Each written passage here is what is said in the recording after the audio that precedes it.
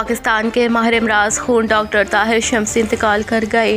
माहिर इमराज खून डॉक्टर ताहिर शमसी इंतकाल कर गए। मुल्क के मारूफ माहिर इमराज खून डॉक्टर ताहिर शमसी इंतकाल कर गए। तफसीलात के मुताबिक मुल्क के नामवर हेमाटोलॉजिस्ट माहिर इमराज खून डॉक्टर ताहिर शमसी ने कराची के निजी अस्पताल में दम तोड़ा।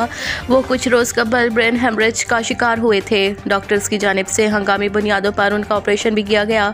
ऑपरेशन के बाद तबीयत बिगड़ने पर उन्हें वेंटिलेटर पर मुंतकिल किया गया, जहां वो आज चल बसे। डॉक्टर ताहिर शमसी का शुमार मुल्क में बोन मैरो ट्रांसप्लांट के बानियों में होता था। मरहूम की नमाज जनाजा बाद नमाज ज़ोहर नजम मस्जिद शहीद मिल्लत रोड पर अदा की जाएगी।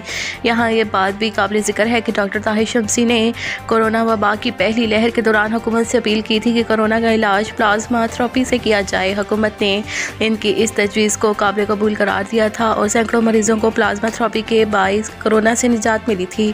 वज़ीर आला पंजाब उस्मान बज़दार ने डॉक्टर ताहिर शमसी के इंतकाल पर इजहार अफसोस किया है।